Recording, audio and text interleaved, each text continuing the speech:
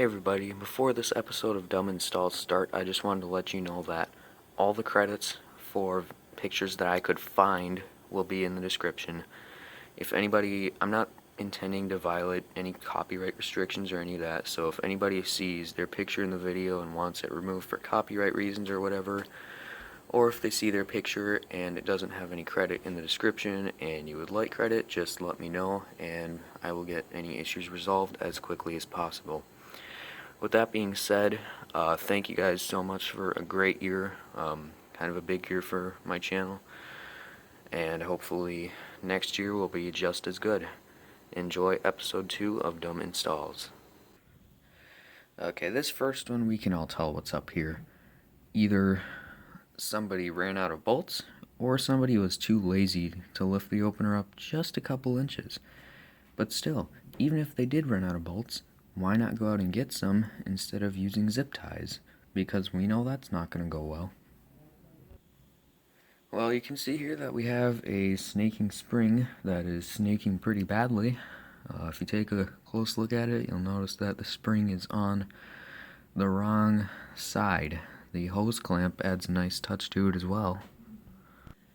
I agree. I'm not sure what these people were smoking. I don't know why you would do this. I hope that whoever gets that house next replaces the door and gets something that looks better than that. Yeah, that looks like an 8355 to me. It's got a single light, mechanical limits, chain drive. That's definitely an 8355. Gotta look at this one a little bit close, but yeah, this is the classic sensors 10 feet off the floor. At least they're on the track, so they're kind of where they're supposed to be, but not really.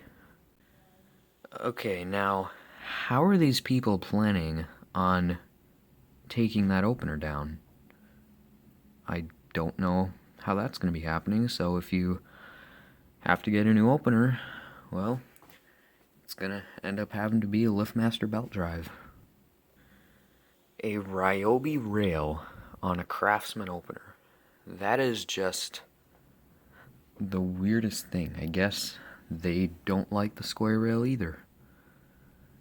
I guess the Ryobi rail's better than a square rail. I don't know, never seen one. I would be absolutely horrified if I opened up an operator to see that. How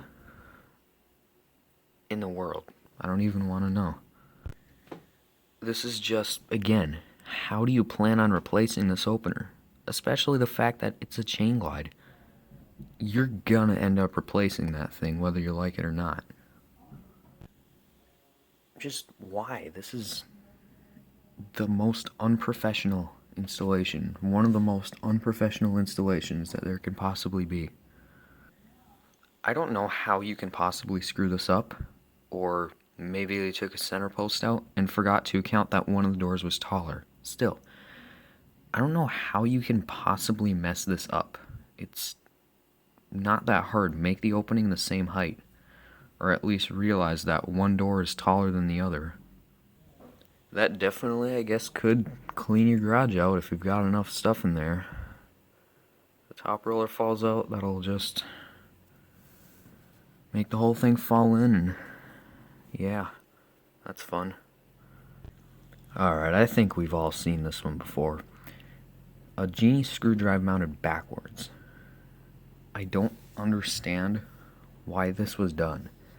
And there's even an outlet by where the opener's mounted. So in a way, it seems like it was intentionally set up that way. I guess the only thing you really need to do is switch around the wires in the capacitor and it'll work just fine. Clearly, these people do not know how to offset an opener. You know that you don't have to have the bracket in the center of the door. It is possible to offset the bracket even on a pan door. And another episode of getting unnecessary extra angle iron, because they definitely did not need that much angle, and they definitely did not need the opener back hangs to be angled that far. could have gotten away with a lot less than they have there. I don't even understand this one. That is just a disaster. I don't know. I don't even know. We're just gonna skip past this one. Tell me this. What exactly is the point of this? A garage door on a fence. Like, is that supposed to keep everybody out? Because, you can still jump the fence. Yes, that is a genie opener. Good job. Alright, the more you look at this one, the worse it gets. You've got a Chamberlain mounted upside down to a genie rail, and if that isn't bad enough, the door has a broken spring. I don't know how they managed to come up with that. Why would you mount the center anchor that high up? There's clearly plenty of space on that spring pad to mount it lower. I don't understand why you would waste your time doing that. Well, they did what they had to because that light there was in the way. But they could have at least not used that cheap strapping. We all know this isn't going to last. We've got an opener mounted like 3 feet above on 9100. I give that maybe a month, and then the door folds in half. At least it has a strut. Again, you could have gotten away with far less angle than you used. And why is it going literally inside the ceiling? Have you ever heard of a support? Well, have you ever heard of screwing one into the ceiling and then having the other pieces bolt onto that? Alright, Daryl's post. Looks like it was done by a professional homeowner with too much wood on hand. Yeah, come on. Have you ever heard of angle iron? That is an interesting opener, though. A Hercules. It looks like a Genie SP99. Like, it's got a Pro Max trolley, or what looks to be Pro Max trolley. And what's weird is you can see it looks like it's got electronic forces that it must use an RPM sensor. So I've never heard of that. I'm not sure if it is made by Genie or what that is. I tell you, there's something with the do-it-yourselfers installing door brackets. They just don't know how to do it, and they use like 7 too many screws every time. Square rails suck, and if this doesn't prove it, then I don't know what does. Alright, Trevor's post. First of all, why is the arm mounted upside down? Why is the hang job so bad, and why in the world are the sensor brackets at the end of the horizontals? Don't ask me. This is just a mess. You've got the opener going through the wall, and on top of that, looks like the sprocket's broken off. And with that little room to work in, yeah, that's not going to be very much fun to replace that gear. Hopefully they just ended up replacing the whole opener and doing it right. Alright, whoever ran into this one, I really hope you had a good laugh at it. I would love to see this thing in operation. Wonder, the opener probably sways like 4 feet to the right when it closes or something. Sure looks like it. LiftMaster garage door openers in good shape for $135. That is the most rust I've ever seen on a rail. I would not call that good shape. Sorry. This one actually looks decently strong, but it doesn't really look professional still. Just put one piece on the ceiling and then drop 2 pieces from there and bolt them right up to the opener. Again, could have gotten away with a lot less angle. Yeah, people really need to stop spending so much money on angle. Come on, that probably cost more than the whole opener did. I wonder if this thing was still operational, and if it was, I don't know how in the world it could be. It doesn't even look like the tube support's bent. Must just be the entire chassis. You gotta open the garage door before you drive into your garage, dude. We have back hangs held on with a zip tie. That looks fun. I guess if you can't afford a WLED, this is what you do. Okay, first of all, that is a unique opener, Master Mechanic. But then you see the installation. Yeah. Okay, this one's just funny. You've just got these humongous pieces of wood holding this thing up. I don't know why, this one just makes me crack up every time I see it. Another alternative to the LiftMaster WLED right here. Another one of these where we got the angle going inside the ceiling. Yeah. Don't do that, guys. Do not put the angle inside the ceiling. Be nice to the next guy. So this is held up with cheap strapping and bungee cords and plugged into a power strip. Why the bungee cords, though? Oh, you know what? That's right. The strapping that you get with the box door openers is really bad. Both the top and the bottom roller out. Nice. One style doors are the worst. Literally the cheapest thing you could possibly get, unless a 9100 is cheaper. Who knows? They both suck. We've got what looks to be an old heavy wood door that a hinge just ripped straight out of it. This is why you put an AC chain drive on a heavy door, not a DC belt drive. I don't know how you can mess this up either. This is just, again, it's not that hard to put the window on the right way. This guy, whoever did that, would be a certified idiot. I can't even tell which cable is which here. Or is there even a safety cable? Who knows? Another person that clearly doesn't know that they have to open their door before they go into the garage. Oh look, and we even have another. Would you look at that? I'm assuming this is probably an overwound spring. You know, it's a galvanized spring. They're notorious for losing a lot of their tension over time, and then you gotta wind it up a bunch of turns to balance out the door again, and you probably end up with this. It's one of those things, though, that I don't know exactly how it happens, but it sure looks off. I don't even know how many pictures there are this episode of doors crashed in. It's just,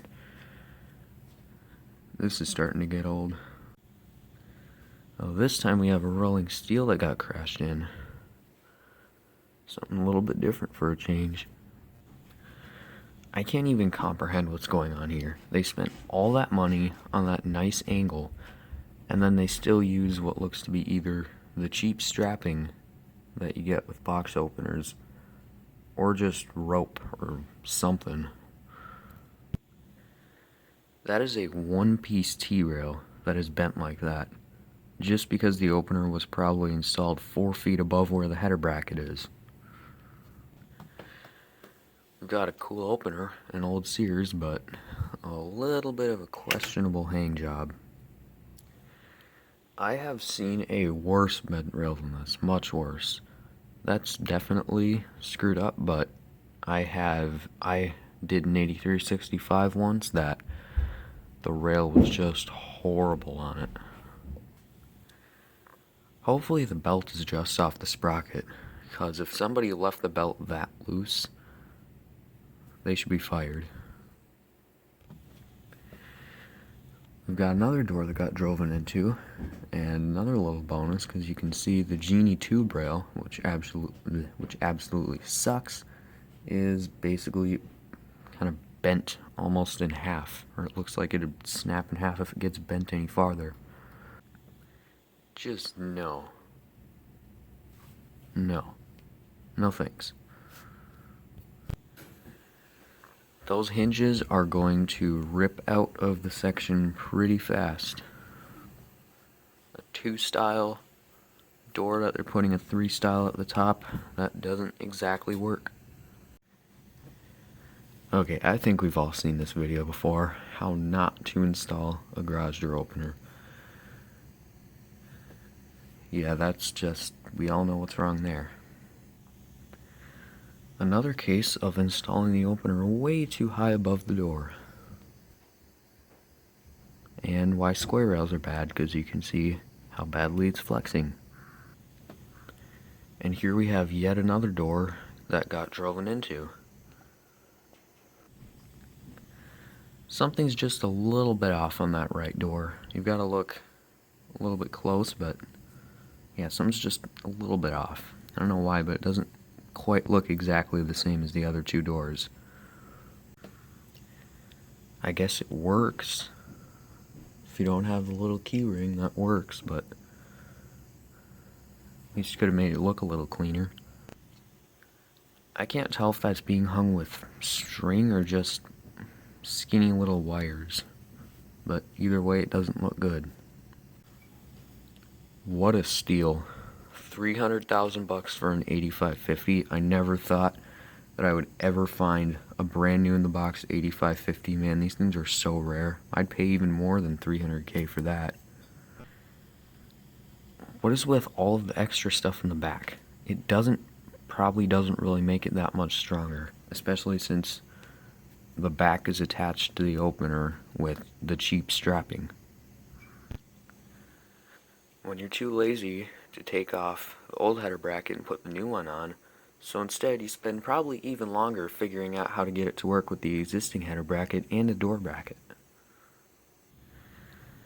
That is just terrifying. I would not want to be the person that has to unwind that spring. No thank you. I hope the set screws are tight on that thing, because if not, that could be a bad day for somebody. Okay, and this is the exact same door, and you can tell just the door bracket is way too low. It's probably halfway down the top section. Even on a low headroom door, you shouldn't be doing that. At first glance, we have a cool opener, what I believe to be a Chamberlain 333S screw drive. But then we see the back hangs. Yeah. How strong of a light bulb did they have to put in that light socket to melt it that badly? Or how many times did they run it, and how hot did the motor get?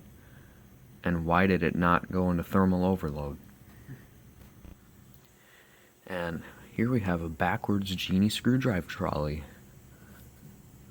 Looks weird, but somehow it works when it's on backwards. Don't ask me how. I don't even really want to know how this chassis got bent. I really don't even want to know. Hopefully this doesn't pass inspection, because that trolley just happens to be on the wrong way. How are you supposed to get that pin out, and how did you get it in that way in the first place? That's where the up limit was set on a professionally installed opener. Good job. $500 for an 8355 is just... no one's going to want to buy that. And if anybody does, I don't know what they must have been smoking to have to buy an 8355 for $500 when they could have got the jack shaft for close to that much. I wonder what happened to the other half of the opener. The sensor goes inside the bracket, not outside. It goes inside the bracket so you can see the little green light. And some more very odd back hangs. I don't know why the kicker is facing towards the front of the garage instead of going off to the side. So, what exactly is that thing on the ceiling then, inside the garage? Because I can see you're putting a new door in, but there appears to be something in the way. Honestly, it just looks like that spring just wanted to commit suicide. I don't know why, that's just funny. Some over-engineered backhangs right here. You know, kickers don't have to be on both sides, and they don't have to be that long either. Alright, so this one is from Zach's Garage Door Service and Repair, and somehow a professional installer managed to get the track that tight against the door on the verticals, and then on the horizontals almost have the rollers falling out.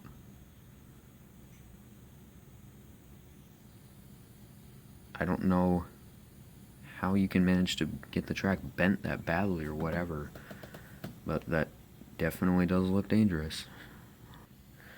This is exactly why 9100s are bad. Look how easily that thing got damaged.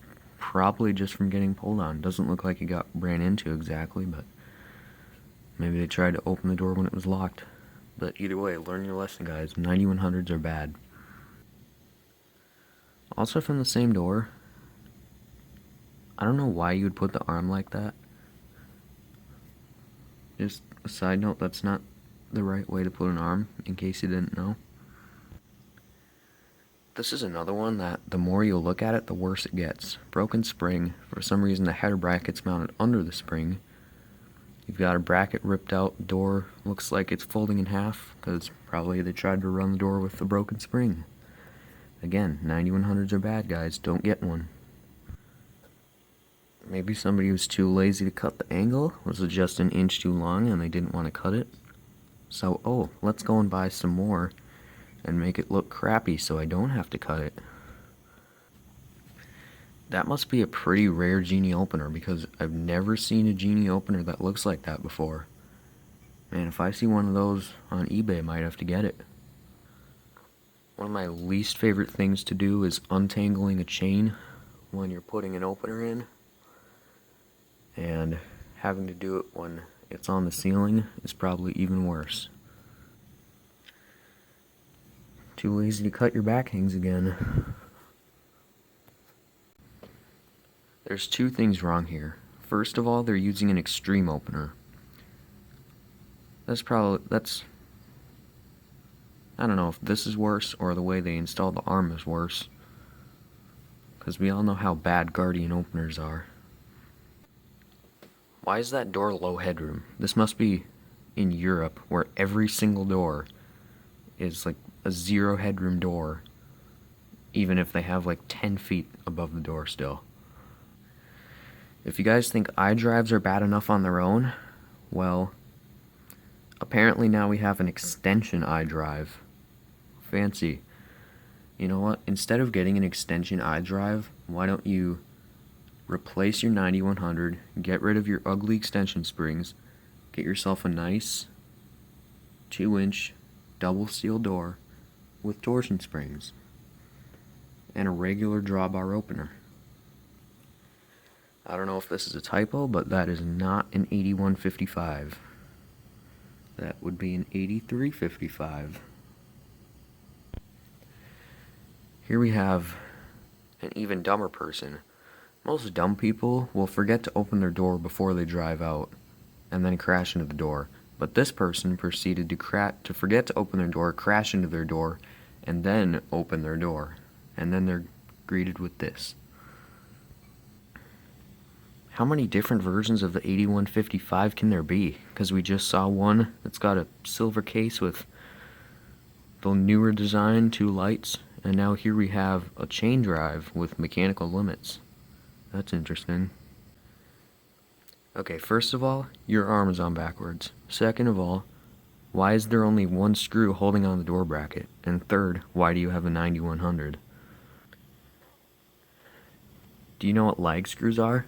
That's what you use on a center anchor, not a bunch of skinny little wood screws and nails. Why would you pay 24 bucks for just a regular lighted genie doorbell button? when you could get one used on eBay for like probably $1 or less. I hate to break it to you, but an iDrive would not be worth $5,000. Sorry, dude. I don't know what it is with people and putting beams right where the opener should be mounted, because then you have to go and pull stuff like this. Without a center bearing there, that center anchor might just shear that torsion bar right in half, and then you're going to have a mess. This just looks ridiculous. And what happens if the door hits something when it's closing? Another Chamberlain trolley installed backwards. Good job, people. Keep up the good work. You're gonna zip tie a pipe to your torsion bar. That's not really a good idea. Okay, I've seen some messy wiring jobs before, but who would leave this much wire here? I hope this was a do-it-yourselfer that did this and not a professional installer, because that is just not how you run wires. At least make it clean, but what you should be doing is cutting off the extra wire. I want to meet the person who installed this. That is actually really smart. If your back hangs don't line up, just use a curved arm. That is smart. Oh man, I'm guessing that probably wasn't a solid header. Why can't people just learn to not run their door if it's broken? Or if you've got a cable off, or if it got driven into, or whatever. Just don't run your door. This picture is from Access Master. Again, people spending way more money than they need to on angle for their back hangs. They are lagging the torsion spring into the torsion bar. Do you know what a set screw is? Oh wait, and if that's not bad enough, we're missing half of the winding cone too. Don't make me unwind that spring, please. Another perfect example of why square rails are bad. Just get a LiftMaster. Don't get a Chamberlain with a square rail. If you're going to get a Chamberlain with a square rail, go get a LiftMaster with a T-rail instead. It's better. I can already tell that's not going to last very long, especially since it's bolted at the top of the header bracket. If it was at the bottom, maybe I would trust that a little more, but still, that is not going to last. This one is super blurry. It's kind of hard to see, but that is a high lift door with extension springs. If that's not odd enough, I do remember one time that I saw a vertical lift door with extension springs. This is why I don't necessarily like pan doors. I just always prefer double steel, because stuff like this doesn't happen. Brackets still rip out in double steel sometimes, but they don't totally destroy the section. Both bottom rollers must have fallen out, and then the left side cable must have gotten dumped for that to happen. Again, there's two things wrong here. The first one is that they're using a Guardian opener. Just take a look at the back hangs as well. This one's just slightly confusing, but you only need 2 mounting points on the opener head. You've got 1 point at the header, where the rail attaches to the header bracket, and then you just need 1 piece of angle for each side of the opener. It's not that hard. And here we have a jacked up cable on an extension spring door. You don't see jacked up cables on extension doors every day, but it seems like this might even be a bigger mess than if it were a torsion spring. So I guess that is another way to back up my claim that extension springs suck.